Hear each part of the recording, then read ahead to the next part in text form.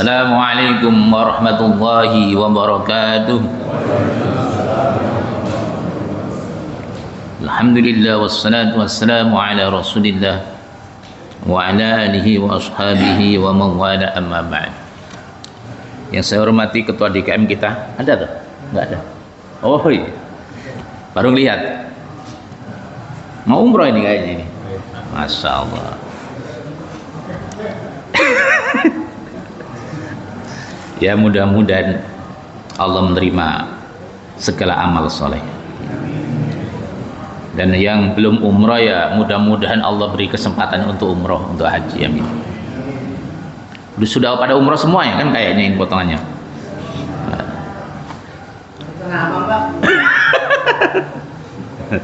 Iya. Yang saya hormati para sesepuh, para pengurus juga, para pengurus Masjid Kaum Al-Musaddiq, para sesepuhnya. Pak Haji Andi ada umroh enggak deh? Pak Edi, Pak Sukron, Pak Haji Sukron, Masya Allah nggak ada umroh. Masya Allah, pada umroh semua ini. Ini ustadznya kok belum berangkat. Juga MC kita Bapak Anjar, semuanya yang hadir di sini, mudah-mudahan kita semuanya Allah beri ampunan dosa, amin. Yang hari ini masih punya utang, mudah-mudahan hari ini lunas utangnya. Nggak ada yang punya utang? Nah, banyak. Yang sakit mudah-mudahan Allah beri kesembuhan. Dan yang punya urusan mudah-mudahan Allah mudahkan urusannya. Kita bersyukur kepada Allah Subhanahu wa ta'ala. Allah memberikan banyak nikmat kepada kita, Allah memberikan banyak rahmatnya kepada kita. Mudah-mudahan kita termasuk ahli syukur kepada Allah Subhanahu wa ta'ala. Dan alhamdulillah tahadus bin nikmah, kaki saya sudah sembuh lah, tinggal 1% lagi. Badan juga seger ini. Kalau bulan kemarin itu Masya Allah kaki sakit, badan ngedrop, sehingga ketika habis kajian ada makanan itu pahit banget itu rasanya. Nggak saya makan bukan nggak doyan, memang pahit banget itu, maklum. Lidah luar biasa pahitnya sehingga nggak saya makan. Alhamdulillah sekarang ini seger, alhamdulillah. Nggak tahu pengaruh apa ya, itu rahmat dari Allah Subhanahu wa ta'ala. Salawat dan salam semoga selalu terkirim kepada Rasulullah SAW. Semoga kita umatnya benar-benar bisa mengikuti Rasulullah SAW, ittiba kepada Rasulullah SAW. Harapan kita nanti dapat syafaat dari Rasulullah SAW. Alhamdulillah kita bisa bertemu dengan bulan Agustus. Secara bulan Masehi kita memperingati kemerdekaan bangsa kita. Itu karena rahmat dari Allah, Allah memberikan kemerdekaan kepada kita. Dan hebatnya Indonesia itu walaupun dijajah 350 tahun oleh orang kafir, orang Indonesia malah menjadi mayoritas Islam terbesar di dunia. Kita habis merdeka, bukan kecil wilayah kita, justru lebih besar lagi, ya kan? Beda dengan negara-negara lain. Begitu dijajah mungkin banyak yang murtad atau wilayahnya semakin kecil. Kalau Indonesia semakin besar. Kenapa? Karena bangsa kita selalu berjihad di jalan Allah. Dari mulai zaman Portugis, Belanda, Jepang, sampai setelah Jepang juga selalu berjihad di jalan Allah, sehingga tanah ini subur karena kucuran darah syuhada. Dan banyak tulang putih para syuhada dikubur di Indonesia ini. Itulah simbol merah putih bendera kita. Merah adalah tetes darah penghabisan nenek moyang kita berjuang. Kobaran semangatnya berhenti sampai tetes darah penghabisan. Putih, putih tulang semangat baja yang tidak pernah luntur walaupun peluru panas menembus dadanya. Ini adalah simbol semangat juang kita. Dan lihat dalam sejarah, tidak pernah bangsa kita itu berhenti untuk berjihad di jalan Allah. Nggak pernah. Mana ada coba? Dari zaman Portugis. Dan yang perhatian terhadap penjajahan adalah umat Islam yang pengen menghilangkan penjajahan dari muka bumi ini. Lihat zaman Portugis di Malaka, siapa yang menyerang? Demak loh. VOC ketika Portugis berkuasa di Sunda Kelapa, siapa? Demak juga. Nah, ini artinya apa? Nenek moyang kita ini punya jiwa mujahid yang luar biasa. Sehingga saya agak kaget ketika sebagian masjid nggak nerima saya itu ceramah di situ, khotib di situ. Kenapa? Di masjid sini tidak boleh berbicara jihad katanya. Nah, ini kacau ini. Hingga saat ini ada masjid yang nggak nerima. Kenapa? Alasannya Ustaz Nurul Alam bicara jihad, di masjid ini nggak boleh bicara jihad. Loh, kok aneh? Wah, aneh tuh. Oh, jihad kok nggak boleh? Lucu gitu, lucu. Iya, takut nggak boleh berbicara jihad. Saya nggak suka, kami nggak suka kalau ada ustadz berbicara jihad. Ini masjid opo? Ya itu, Al-Musodek aja berani undang saya. Takut dikatakan teroris. Alhamdulillah ya, kita ini merdeka karena perjuangan para mujahid. Alhamdulillah. Saya yakin di antara kita ini, yang di sini saya yakin semuanya ini adalah anak cucu para mujahid. Yakin nih. Biasanya kalau bukan anak cucu mujahid ini ya males-malesan, karena keturunan mujahid itu biasanya berkah. Biasanya itu ada aja jiwa pejuangnya, itu ada, pasti itu sudah menjadi sunatullah, hukum alam seperti itu. Keturunan mujahid pasti ada kobaran semangat jihad. Hanya saja yang kita prihatin adalah ketika memperingati kemerdekaan dengan lomba-lomba yang tidak mendidik, ini masalahnya.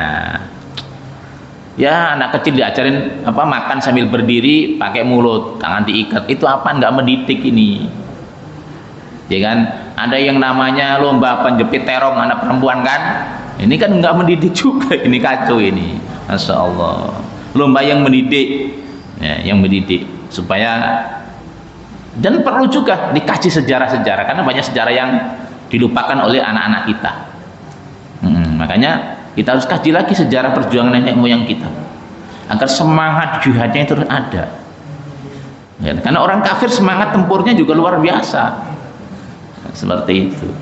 Makanya kemerdekaan ini harus jadi kajian, dan perlu adakan suatu edukasi, kajian anak-anak kita supaya tahu pahlawan-pahlawannya, supaya tahu siapa perancang mengusulkan bendera merah putih, siapa tahu yang memberikan gambar lambang Garuda Pancasila. Jangan-jangan nggak tahu kan, padahal itu seorang Habib toh, Sultan Abdul Hamid II itu kan Habib itu.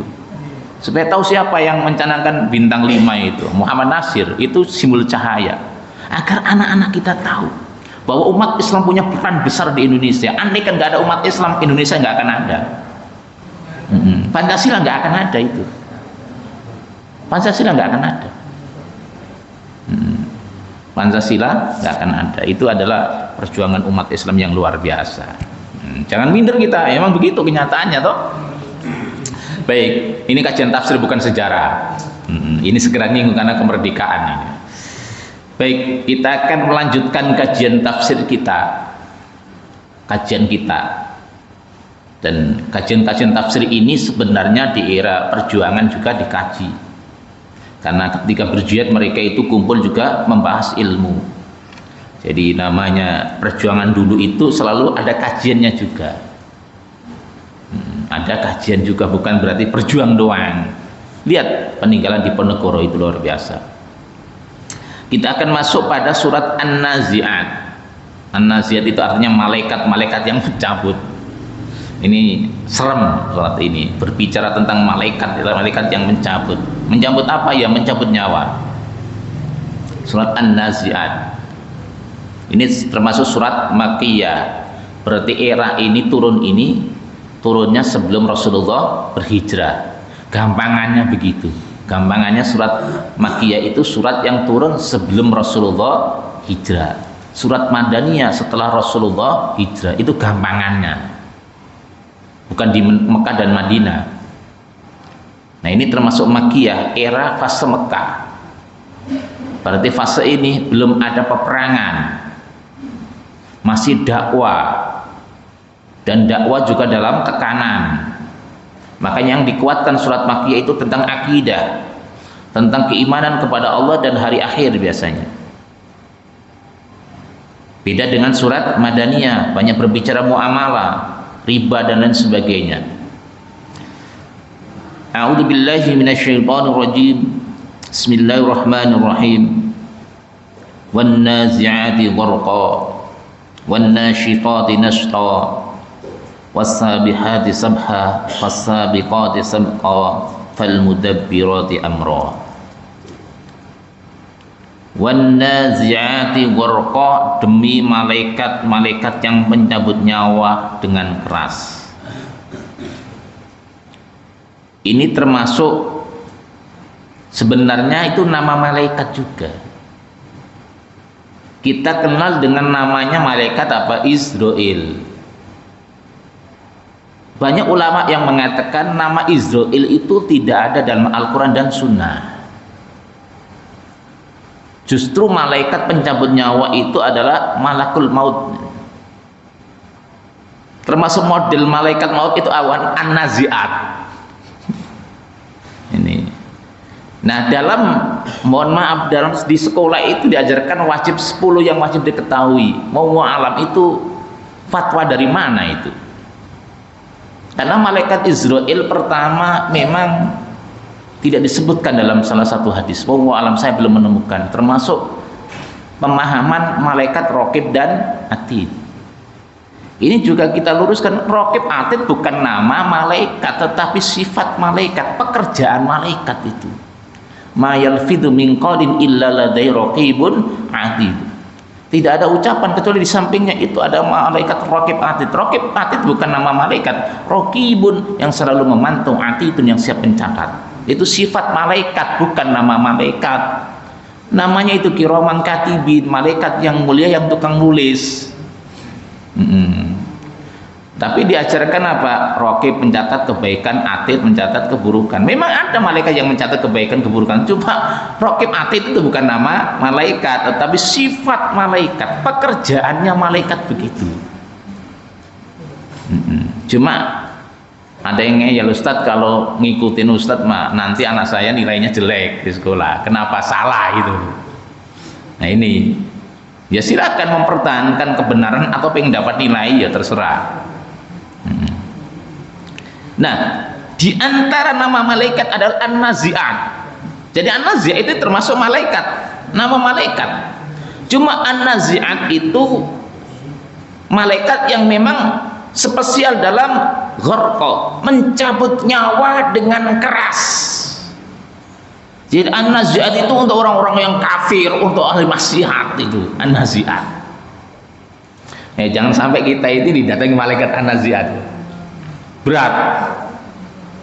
Jadi malaikat yang mencabut dengan keras itu An-Nazi'at. Ini khusus untuk orang-orang kafir, khusus untuk ahli maksiat. Kerasnya kayak apa? Seperti disayat hidup-hidup, kayak kerbau disayat hidup-hidup, atau seperti lebih sakit daripada dibacok disayat 1000 kali pedang. Sakitnya luar biasa.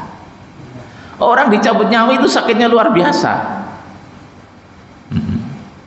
Dan semua merasakan. Cuma bedanya kalau orang kafir merasakan pedihnya itu, tapi kalau orang yang beriman itu memang sakit, cuma lupa dengan sakitnya. Kenapa? Karena diperlihatkan tempatnya di surga. Jadi kita ketika dicabut nyawa itu melihat tempat kita di surga, itu lupa dengan sakit itu. Saking terpesonanya dengan surga. Ulama memberikan hujah, emang betul kalau dicabut nyawa itu sakit, tapi kalau umat Islam nggak merasakan sakitnya, walaupun tentunya beda dengan orang kafir sakitnya. Iya, emang ada hujahnya? Ada. Hujahnya itu surat Yusuf, falamma ra'aynahu akbarnahu wa qata'na aydiyahunna wa qulna hasadillahi ma hadza basyara in hadza illa malakun karim. Surat Yusuf ini biasanya pakai pelet, tapi jangan dipakai ini. Ini memang kalau dipakai agak manjur. Ini pernah dibuktikan sama saya. Tapi jangan dipakai.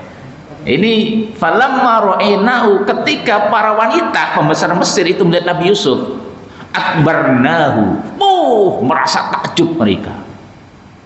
Karena waktu itu sebelumnya kan ngeledek istri Imratul Aziz, yaitu istri pembesar istana yang menggoda Nabi Yusuf. Lah diremehin. Akhirnya dendam. Bagaimana dendamnya? Ya udah diundang nanti dia di tempat duduk yang bagus, dikasih buah-buahan dan pisau. Kemudian Nabi Yusuf disuruh keluar.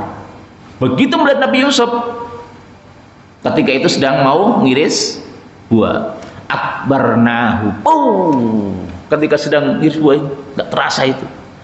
Wa qata'na aydahunna, saking terpesonanya sama Nabi Yusuf, dia itu sampai ngiris jari-jarinya nggak terasa. Wa qulna hasya lillahi ma hadza basyara in hadza illa malakun karim. Mereka mengatakan ini bukan manusia, itu malaikat. Saking gantengnya Nabi Yusuf. Tuh nggak terasa, padahal berdarah-darah.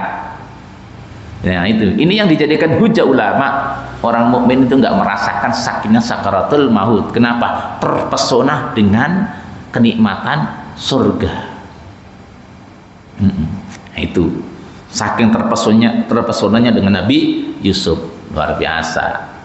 Dan ini perlu kita luruskan bahwasanya yang menggoda Nabi Yusuf itu namanya bukan Zulaikha ya, karena memang di Quran hadis itu nggak ada cerita Israiliyat. Maka salah satu ada pelajar Indonesia ketika di Mesir itu disuruh doa habis nikah. Doanya biasanya kan Allahumma alif bainahu wa bainaha kama alafta baina Yusuf wa Zulaikha. Langsung saya al-asr negor. Itu jangan dipakai. Kenapa? Karena itu memang nggak ada cerita itu. Nggak ada ceritanya Nabi Yusuf itu nikah sama Zulaikha, nggak ada. Nah, ini perlu kita luruskan. Termasuk pernikahan Nabi Sulaiman dengan Ratu Bilqis itu nggak disebutkan dalam Quran dan hadis. Ada paling di Israiliyat. Israiliyat itu cerita-cerita dari Yahudi.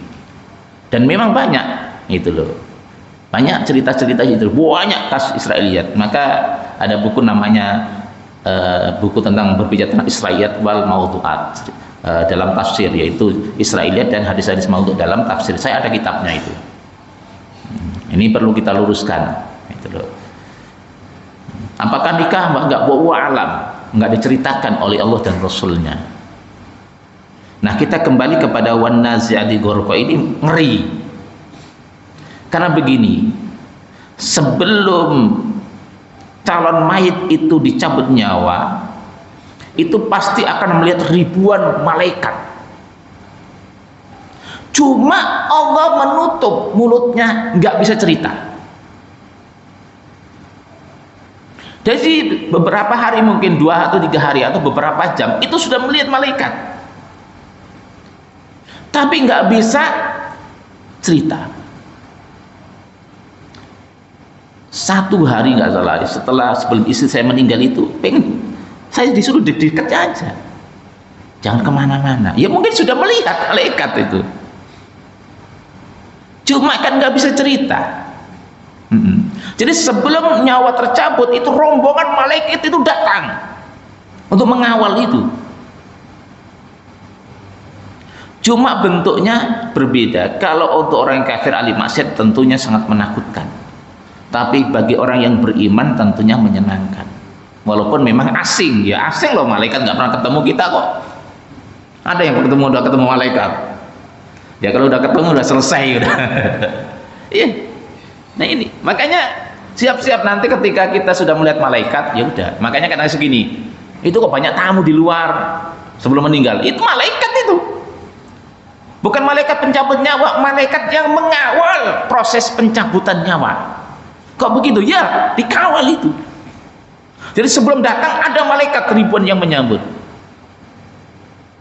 Sebagaimana Quran turun ini kan sebagian dikawal oleh ribuan malaikat. Luar biasa. Cuma bagi orang kafir itu an-nazi'atnya ini. Kerasnya luar biasa, sakitnya luar biasa. Naudzubillah.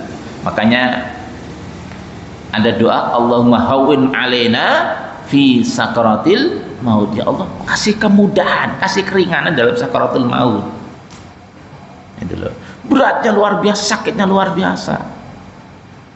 Ya sampai ngomong aduh aja kan nggak bisa. Makanya ketika kita talqin orang yang mau meninggal itu jangan panjang-panjang. La ilaha illallah. jangan pakai Muhammad Rasulullah, keberatan. Talqin, nggak usah disuruh nyebut, jangan itu. Nyebut kayak dulu kita waktu kecil itu ada gitu, nyebut nak, orang Jawa begitu. Kalau orang Betawi hanya istighfar Pak, istighfar. Tuh. Talqin, la ilaha illallah. Nah, kadang-kadang saya diundang ke rumah sakit, itu keluarganya nanya, gimana tadi ini? Ya kayaknya tinggal menunggu, udah talqin aja. Apa talqin? La ilaha illallah. Karena saya suka diundang ke rumah sakit kan, untuk meruqyah, untuk apa itu di ruang ICU kan. Itu saya pesan, kalau bisa ya harus gantian untuk talqinnya, tinggal nunggu waktu. Kenapa kok kalimat itu doang? Pertama, kalimat itu kalimat tauhid. Yang kedua, memang mayat itu gak bisa panjang-panjang, saking capeknya, beratnya luar biasa. Orang-orang yang dirahmati Allah saja yang bisa mengucapkan la ilaha illallah, saking sakitnya, capeknya luar biasa. Loh, saya kalau sudah sakit aja berat kok untuk tilawah Quran dong. Saya kadang-kadang berpikir, ini saya yang sudah menghafal Quran, itu ketika sakit itu sudah malas baca Quran. Kenapa? Capeknya luar biasa. Baru sakit begitu, apalagi sakitnya sakaratul maut. Maka kalau kita yang hidup kita baca Quran supaya rahmat Allah turun dengan begitu. Dan kalau talqin jangan panjang-panjang, la ilaha illallah di telinga sebelah kanan. Bagaimana kalau telinga sebelah kanan tuli? Ya di kiri. Sebab saya pernah nyuruh waktu di rumah sakit, Pak tolong talqin di sebelah mana? Sebelah kanan. Itu telinganya nggak mendengar Ustaz, ya sebelah kiri. Supaya mendengar, minimal mendengar walaupun nggak bisa mengucapkan. Wan nazi'ati ghurqa. Ngeri ini, Masya Allah, ngeri. Makanya kadang-kadang betis bertaut, Masya Allah, luar biasa. Makanya ciri orang yang beriman itu, saking beratnya itu apa? Di pelipisnya itu berkeringat. Itu diantara tanda husnul khotimah. Ada itu yang berkeringat, ada. Kan ada orang yang kadang berkeringat setelah mati itu berjam-jam, berhari-hari. Ada kan? Diantara mujahid itu kan begitu, kayak masih hidup. Itu tandanya husnul khotimah. Tanda aja, tanda, bukan pasti tanda. Wan nasyitati nashta, dan malaikat-malaikat yang menjemput nyawa dengan lemah lembutnya. Yang kita inginkan ini ayat kedua. Bedanya wan nasyitati nashta. Itu. Kalau an-naziat naudzubillah, jangan sampai ini an-naziat. Kalau begitu saya nggak mau baca an-naziatat. Ya ini kan Quran, baca mah baca. Cuma kita berlindung kepada Allah dari ayat wan naziati ghurqa. Maka Rasulullah SAW ketika membaca ayat rahmat itu memohon kepada Allah turun rahmat. Ketika membaca ayat azab, Rasulullah berlindung kepada Allah dari azab. Kita pun sama, kita berlindung kepada Allah dari apa? Kedatangan wan naziati ghurqa. Berat. Yang kita inginkan adalah wan nasyitati nashta. Begitu Pak Haji waktu mau meninggal, aduh enak, senyum. Kok senyum Haji Wato? Masih itu. Kok kayak sakit atau pengen nikah lagi gitu. Oh ternyata udah meninggal. Karena senyum. Loh iya, ada mati yang meninggal. Senyum itu ada. Kalau istri saya itu senyum. Kita harus bin nikmah itu teman-teman. Walaupun kita tidak bisa memastikan orang itu husnul khotimah, kepastian itu Allah, tapi ciri orang yang matinya itu senyum. Lihat aja nanti Pak Jawa meninggal, senyum apa enggak, lihat. Senyum biasanya. Terkaget kata Pak Jani, ini kok meninggal mau nikah lagi senyum? Bukan, udah meninggal itu. Ya karena melihat bidadari surga. Memang mau menikah lagi sama bidadari. Nah ini, makanya Masya Allah kita itu pinginkan ayat ini lemah lembut. Dan yang ngawal pun begitu, cakep-cakep. Dan yang mencabut juga tampangnya juga cakep, lembut, sopan. Itu loh, enak. Kita dipanggil dengan ya ayyatuhan nafsul mutmainnah irji'i ila rabbiki radiyatan mardiyah fadkhuli fi ibadi wadkhuli jannati. Ini kita dipanggil wahai jiwa yang tenang, irji'i ila rabbiki radiyatan mardiyah, kembalilah kepada Tuhanmu dengan ridha dan diridhoi. Kita ridha dan diridhoi, makanya kita ada raditu billahi rabba wa bil islami dina wa bi muhammadin nabiyya wa rasulah. Kita ridha dan Allah pun ridha kepada kita. Fadkhuli fi ibadi, Allah persilakan, malaikat memanggil kita juga, fadkhuli fi ibadi, masuklah ke dalam golongan hamba-hambaku yang soleh. Disuruh masuk ke dalam golongan hamba-hamba Allah yang soleh. Kita dipanggil oleh Allah dengan surat fadkhuli fi ibadi wadkhuli jannati, masuklah ke dalam surgaku. Kan enak. Jangan sampai kita itu dipanggil dengan panggilan yang enggak enak, disuruh untuk masuk ke neraka. Ini yang kita inginkan begitu. Ini namanya wafat husnul khatimah. Tapi ingat, husnul khatimah gak akan didapat kalau kita gak istiqomah. Kita mendapatkan kebaikan ketika mau meninggal dunia, dan kita wafat dalam kondisi berbuat baik, itu harus melalui yang namanya istiqomah. Istiqomah dalam beramal soleh.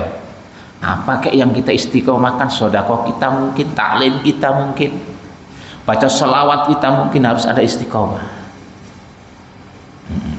Apalagi umur-umur sudah begini ini, nah, kan sebagian kecil yang masih muda kan ini, ya harus apa? Kita punya amalan yang istiqomah. Iya, supaya kita wafat dalam kondisi husnul khatimah. Dan husnul khatimah, kok saya perhatikan di mana-mana, itu didapat ketika dia itu punya amalan yang bagus. Bahkan amalan yang bagus itu bukan hanya husnul khatimah untuk dirinya, tetapi anak cucunya pun merasakan. Anak cucunya pun merasakan perbuatan baik orang tua itu, anak cucunya sampai berapa keturunan merasakan. Lihat keturunan para mujahid-mujahid itu, ya lihat aja, insya Allah bagus. Tahu nggak pesantren Temboro? Pesantren Temboro itu ada di Magetan ya, muridnya sekitar 24 atau sampai 30 ribuan. Itu ternyata itu peninggalan seorang mujahid yang berhasil membunuh Belanda, namanya Nerang Kusumo.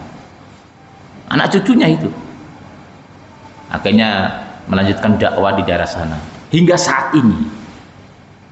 Temboro itu ya sekitar 24 sampai 30 ribu, luasnya pesantrennya itu 100 hektar.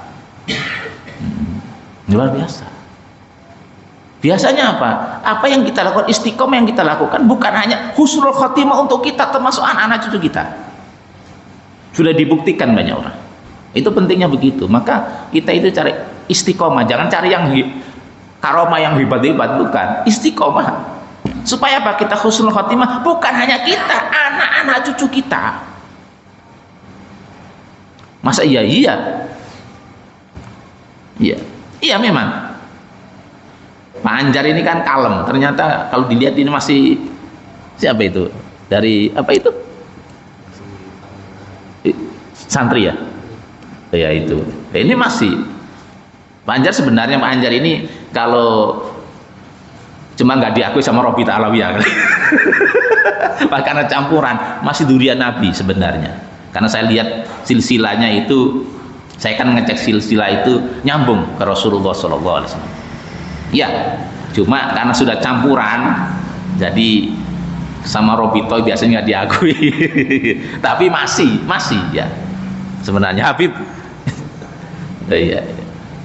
Cuma sudah campur Jawa Sunda kali ya.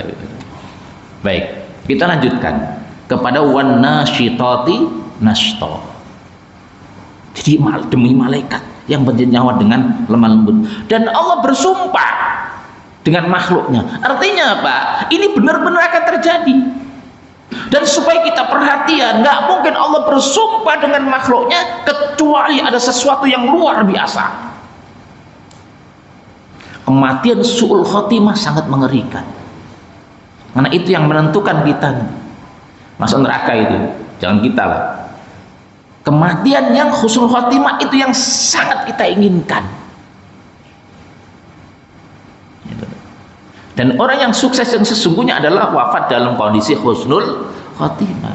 Maka Allah sampai bersumpah demi malaikat yang mencabut dengan keras, demi malaikat yang mencabut dengan lemah lembut, supaya kita penuh perhatian. Oh, ternyata kita mati toh. Itu loh. Makanya kata Rasulullah, aksiru dzikr hadimil ladat, perbanyak mengingat sesuatu yang bisa memutus kenikmatan dunia secara mendadak. Apa itu? Mati. Kalau sudah mati, terputus kenikmatan. Yang hobinya ngumpulin mobil nggak suka lagi dengan mobil, yang hobinya nikah kawin nggak suka lagi dengan perempuan. Udah selesai urusan dunia. Gitu.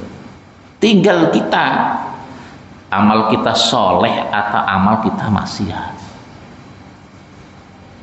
Makanya mumpung kita dikasih kesempatan oleh Allah, hidup yang sementara ini kita gunakan dengan sebaik-baiknya. Ketika kita tidak menggunakan waktu kita untuk berbuat baik, ya khawatir yang datang itu adalah ayat pertama, wan nazi'ati ghurqa. Saudara-saudaraku semuanya, ini peringatan keras untuk kita sebenarnya, agar kita lebih muhasabah diri. Apalagi setiap waktu umur kita berkurang, setiap waktu umur kita berkurang, setiap waktu kita semakin jauh dari dunia, semakin kita dekat dengan akhirat. Setiap hari pasti kita semakin dekat dengan akhirat, semakin menjauh dari dunia. Maka jangan sampai berpisahnya kita dari dunia, kita membawa amalan-amalan yang tidak bagus. Kita berpisah dari dunia, kita pingin punya amalan-amalan yang bagus, kita punya bekal yang bagus, karena perjalanan kita masih jauh. Kita dikubur juga nggak tahu berapa lama. Ya, tergantung kiamatnya terjadi. Setelah kebangkitan juga nggak begitu aja kan.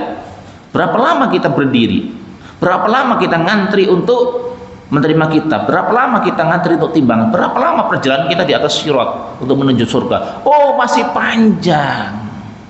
Itu loh. Fa innas safara ba'idun, sesungguhnya perjalanan kita itu masih jauh. Namanya perjalanan masih jauh berarti butuh bekal yang banyak. Bekal yang banyak dimaksud adalah amal soleh yang banyak, bukan banyak maksiat.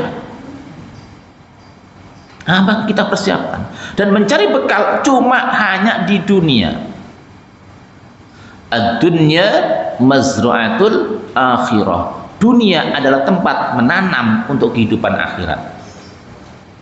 Kalau kita pengen panen padi, maka kita nanam padi. Kalau kita pengen panen singkong, kita nanam singkong. Sama ketika kita pengen panen amal soleh, maka kita harus benar-benar istiqomah dalam beramal soleh. Karena nggak ada waktu lagi untuk beramal kecuali di sini. Mau di mana coba? Di kuburan? Nggak ada.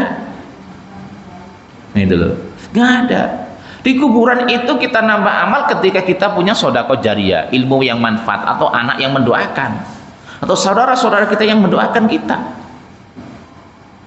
Sudah selesai masalahnya. Kalau nggak punya tabungan amal jariyah, sedekah nggak mau, ilmu kagak gablek, anak soleh juga kagak ada, berakrab dengan orang yang beriman juga kagak, apa yang diharapkan? Maka kita harus punya apa? Amal jariyah, sedekah jariyah. Termasuk bangun masjid ini sedekah jariyah. Andai kan kita mati, kita dipakai ini, luar biasa, dapat pahala. Terus ilmu yang manfaat, kita punya ilmu yang manfaat. Ilmu di sini bukan hanya ilmu tafsir, termasuk ilmu-ilmu yang ada manfaatnya untuk kehidupan dunia akhirat. Cuma jangan ilmu yang maksiat gitu loh. Sebab ada salah satu orang yang sering masuk TV datang ke tempat saya, alhamdulillah Ustaz, saya ini punya mertua yang tukang joget. Dan itu nanti kan jadi, itu kan ilmu yang manfaat kan nanti ketika dia meninggal dunia. Ya bukan itu. Kalau joget itu bukan ilmu manfaat, tapi manfaat ke neraka itu. Jadi ilmu yang manfaat. Kita punya ilmu, kita manfaatkan. Ilmu apa? Termasuk ilmu bikin ini apa namanya, rekam-rekaman ini kan butuh ilmu juga. Itu manfaat namanya. Partisipasi dalam dakwah, merekam itu dapat jariahnya juga. Itu termasuk ilmu yang manfaat. Atau anak yang soleh. Kenapa kok anak yang soleh? Karena hanya anak yang soleh yang mau mendoakan biasanya. Atau kita punya saudara-saudara kita seiman sehingga selalu berdoa kepada Allah supaya dosa-dosa kita diampuni. Kalau kita nggak punya saudara kita yang seiman, nggak punya teman seiman, ya repot juga. Ini mumpung masih hidup, kita gunakan untuk beramal soleh supaya kita wafat dalam kondisi husnul khotimah. Ini baru 2 ayat, mungkin ada yang ditanyakan dulu sebelum dilanjut. Kalau saya sudah terang banget ini. Agak serem ceritanya sekarang ini. Monggo ada yang ini sebelum kita lanjutkan. Masih banyak ini, baru 2 ayat. Saudara Bapak Ibu yang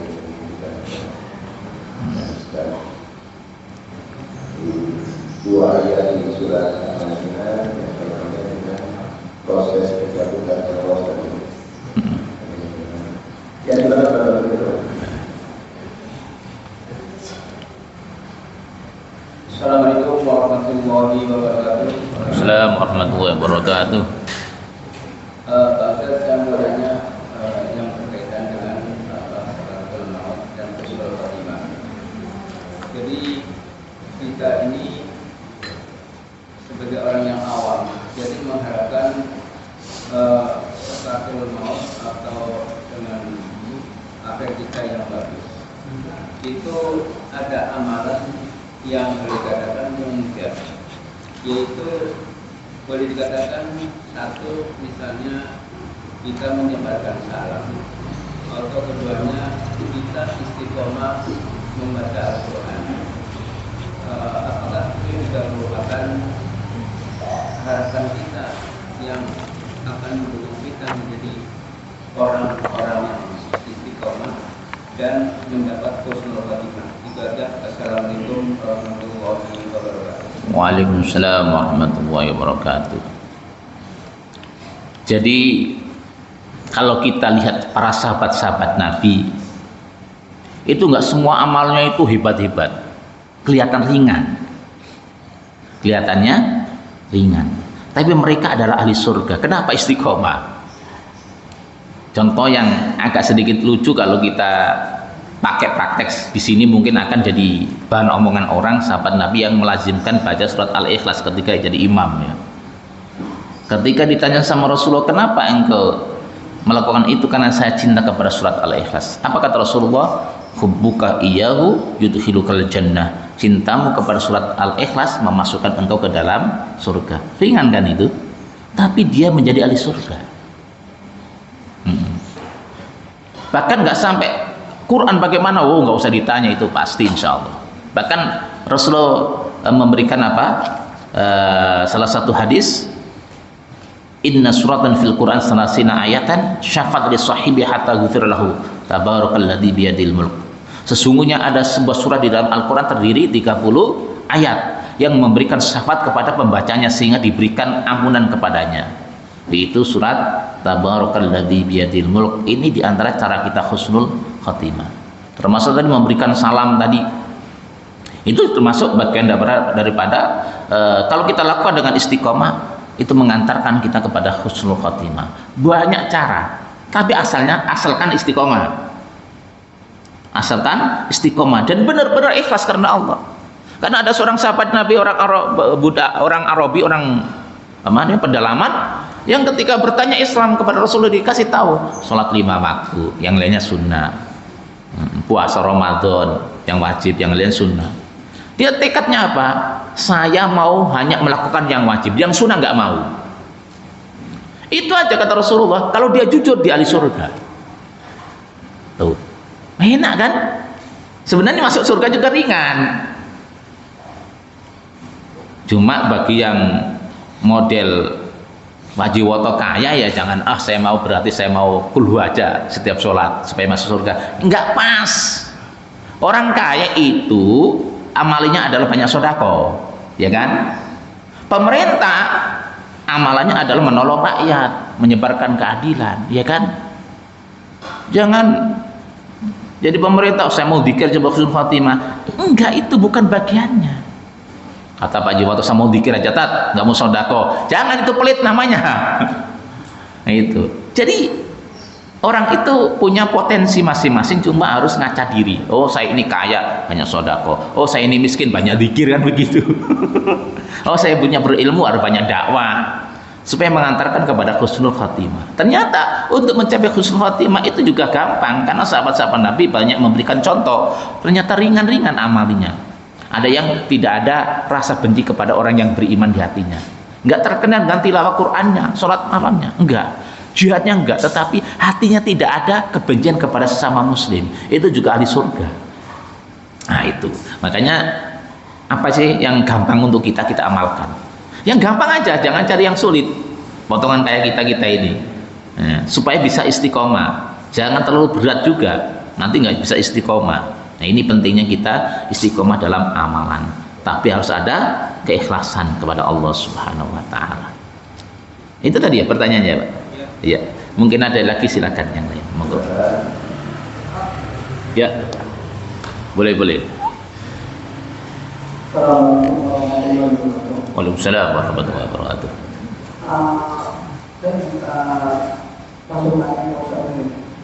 Ibadah apa yang Allah suka? Sedangkan kalau buat sholat kan mungkin kita sholat, puasa, amal yang lain seperti tahajud segala macam itu kan buat diri kita sholat. Apapun kita nggak sholat, Allah tetap aja mati di ibadahnya. Kalau kita nggak sholat, Allah tetap aja gitu. Jadi sholat itu memang buat kita. Jadi apa ibadah yang membuat Allah pun tersenyum dan Allah suka gitu. Kira-kira dari kita apa yang membuat ibadah apa yang membuat Allah itu tersenyum gitu. Masih Assalamualaikum warahmatullahi wabarakatuh. Banyak. Bahkan kalau istiqomah ahabul a'mal ilallah ad-dawam wa in qallah. Ini hadis sahih. Amal yang dicintai oleh Allah itu adalah amal yang terus-menerus dilakukan wa in qallah, walaupun sedikit. Jadi Allah itu suka dengan amaliyah yang istiqomah, sedikit tapi istiqomah.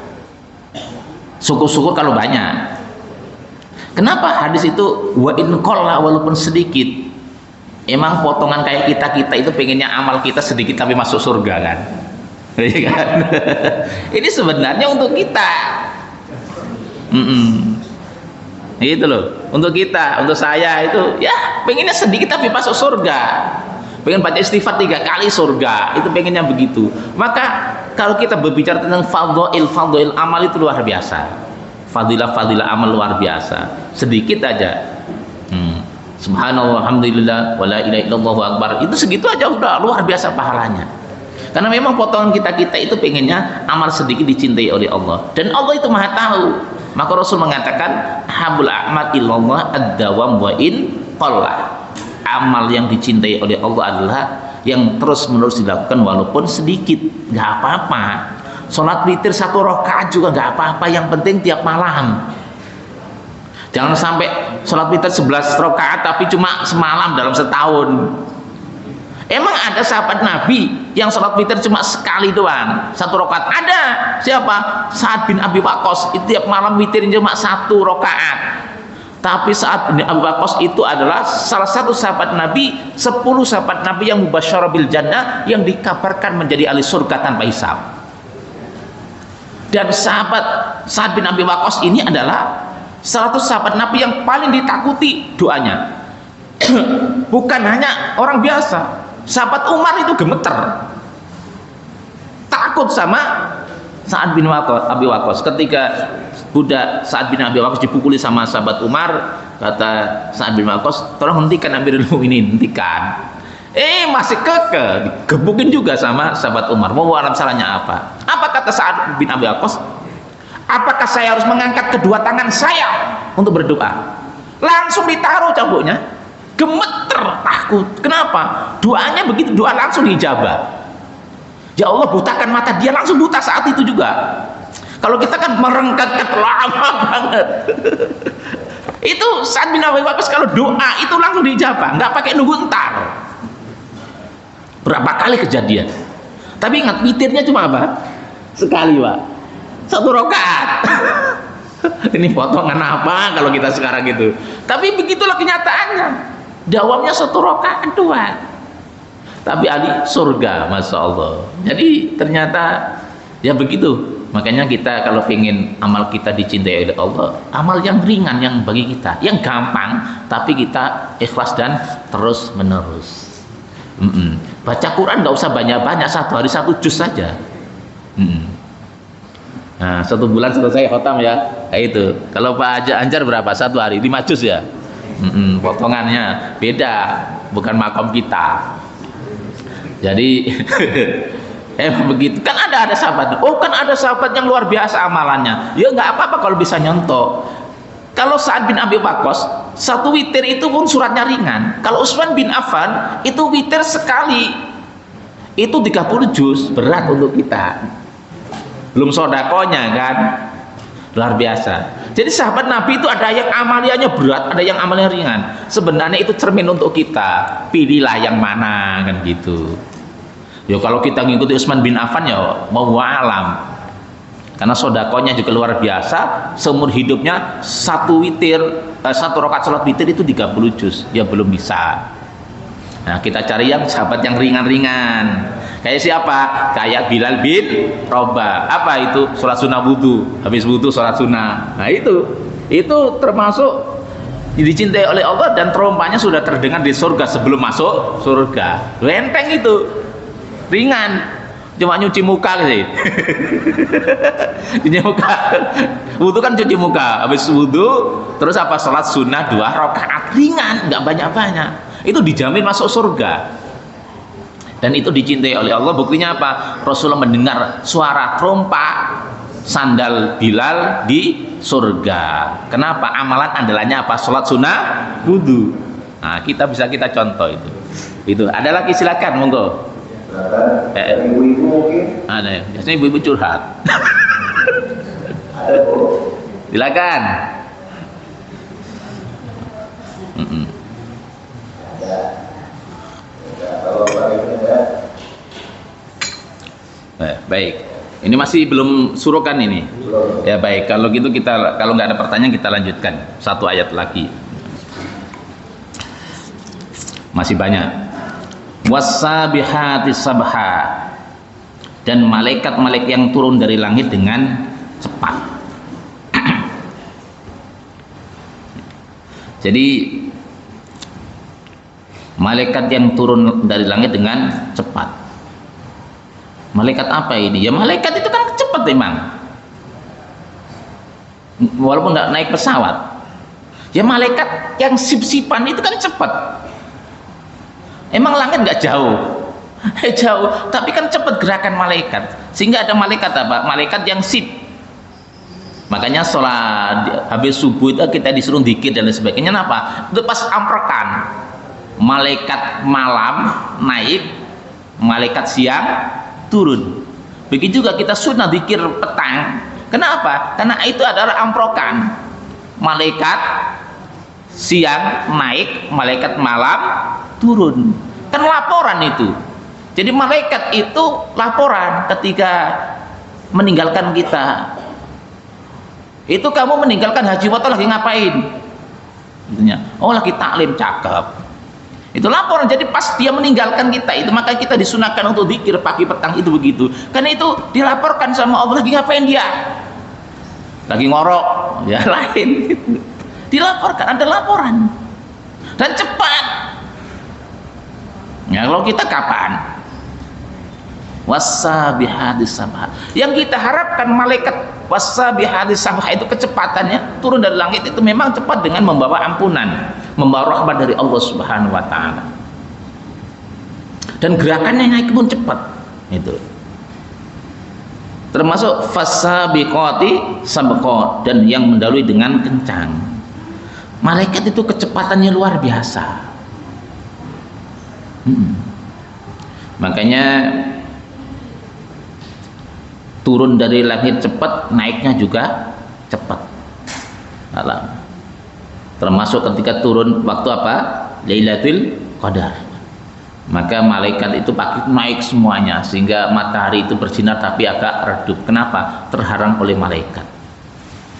Dan kalau malaikat terbikin dari cahaya, kecepatannya luar biasa juga.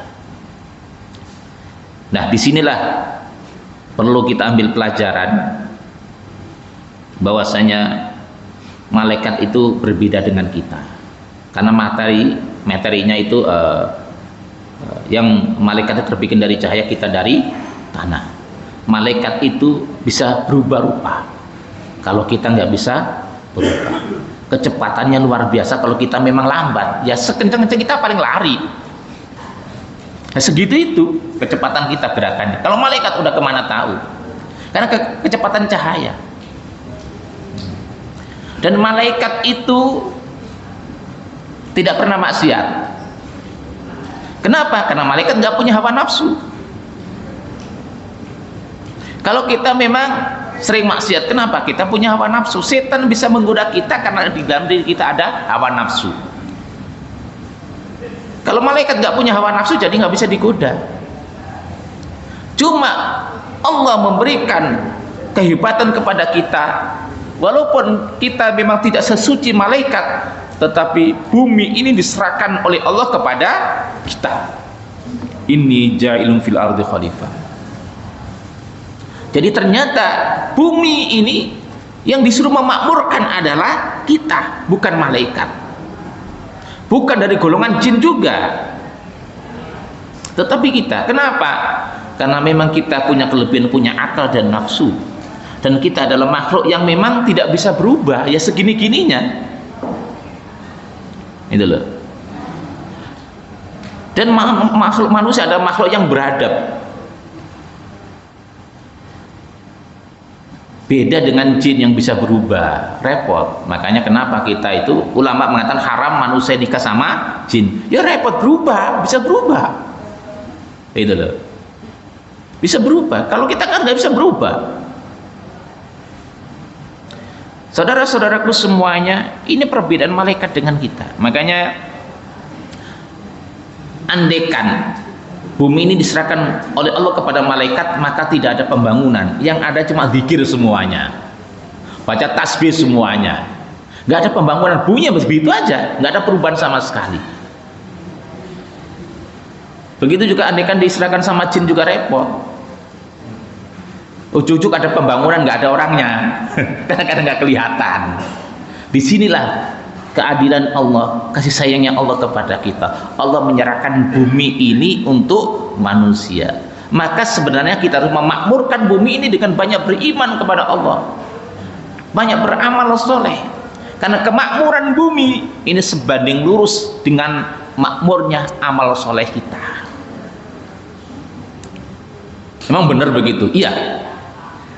Kemakmuran bumi, kebaikan bumi ini sebanding lurus dengan kemakmuran amal soleh kita, kebaikan kita.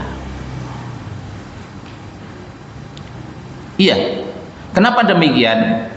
Sebab ketika tidak ada orang yang beramal soleh lagi, maka bumi ini hancur. Iya kan? Kehancuran kiamat kenapa? Tidak ada satupun orang yang menyebut nama Allah, Allah. Nggak ada. Ini jadi sangat berkaitan. Makanya kekuasaan Allah itu luar biasa. Kekuasaan Allah luar biasa. Kita pertama, kita hidup di Indonesia yang mayoritas, karena memang di bumi manapun di situ ada orang yang bersujud kepada Allah, orang yang berzikir kepada Allah. Dan Allah takdirkan saudara-saudara kita sebagian jadi TKW TKI, ternyata memberi keberkahan tersendiri terhadap daerah yang didatangi. Bagaimana di Korea, saudara kita yang dari Indonesia bisa membangun masjid di sana. Bagaimanapun di Hong Kong, karena saya sering dihubungi salah satu jamaah akhwat di sana, Mereka itu mengadakan pengajian-pengajian aktif, ada pengajian. Di samping mereka bekerja juga ada taklim, ada syiar Islam, ada dakwah Islam. Ini barokahnya begitu. Lihat di ujung manapun di situ sekarang ada orang yang bersujud kepada Allah. Kenapa? Bumi rindu untuk dimakmurkan dengan banyak ibadah. Bumi rindu dengan orang yang bersujud kepada Allah. Apa artinya bumi diciptakan kalau nggak dipakai sujud kepada Allah? Situ. Maka di samping dibangun suatu pembangunan juga dipakai untuk beribadah kepada Allah Subhanahu Wa Taala. Nah inilah kekuasaan kita, kekuasaan Allah Subhanahu Wa Taala. Allah memberikan kepada kita akal nafsu supaya kita semangat untuk bekerja, akal tapi juga supaya mengikat nafsu kita, supaya kita jangan sampai kebablasan menurutkan hawa nafsu. Ketika kita bisa mengendalikan hawa nafsu kita, kemuliaan kita bisa melebihi malaikat. Rasulullah itu makhluk yang paling mulia, melebihi malaikat. Gitu loh, melebihi malaikat. Tetapi ketika kita menurutkan hawa nafsu, maka keburukan kita lebih buruk daripada binatang. Makanya nafsu harus kita kendalikan karena kita punya akal, dan akal itu dipandu oleh Al-Quran dan Sunnah Rasulullah SAW. Kayaknya sudah siang ini ya. Ya silakan mungkin MC kita.